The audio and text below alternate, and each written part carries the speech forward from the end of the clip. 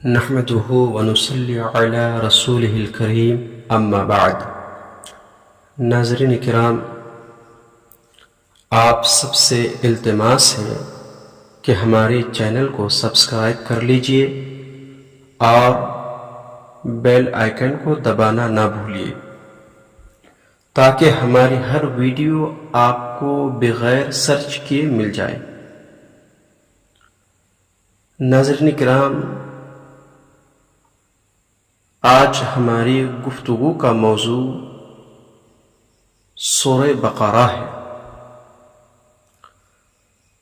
سورہ بقرہ مدنی ہے۔ اس سورت میں 40 رکوع، 286 آیتیں، 6121 کلمات اور 25500 حروف ہیں۔ ناظرین کرام، سورہ بقرہ بے انتہا فضائل و برکات کے حامل ہے۔ سورہ بقرہ کی فضیلت کا آپ اس حدیث پاک سے اندازہ لگا سکتے ہیں۔ حضرت سیدنا ابو امامہ رضی اللہ تعالی عنہ بیان کرتے ہیں کہ رسول اللہ صلی اللہ تعالی علیہ وسلم نے ارشاد فرمایا، سورہ بقرہ پڑھا کرو، اس کا حصول برکت اور اس کا چھوڑنا حسرت ہے۔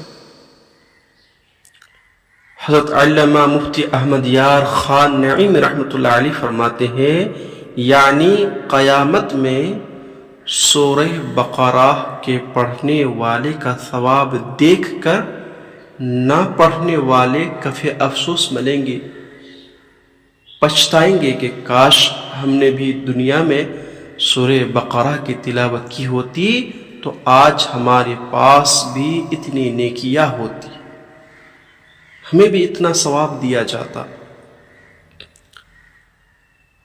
جنتی لوگ تمنا کریں گے کہ کاش ہم نے دنیا میں ایک سانس بھی بغیر ذکر اللہ کے نہ لی ہوتی۔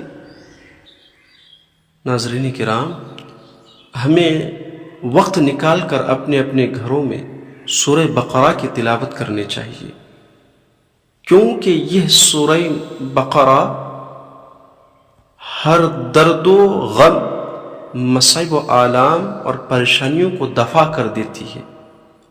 حضرت سہل بن سعد رضی اللہ تعالی عنہ سے روایت ہے کہ حضور نبی اکرم صلی اللہ علیہ وسلم نے فرمایا، جو شخص رات کو اپنے گھر میں اس کی تلاوت کرے گا، اس کے گھر میں 3 رات تک شیطان داخل نہیں ہو سکے گا، اور جو شخص اپنے گھر میں دین کو اس کی تلاوت کرے گا، اس کے گھر میں 3 دن تک شیطان داخل نہیں ہو سکے گا۔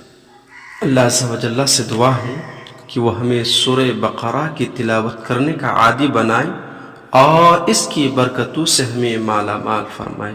آمین۔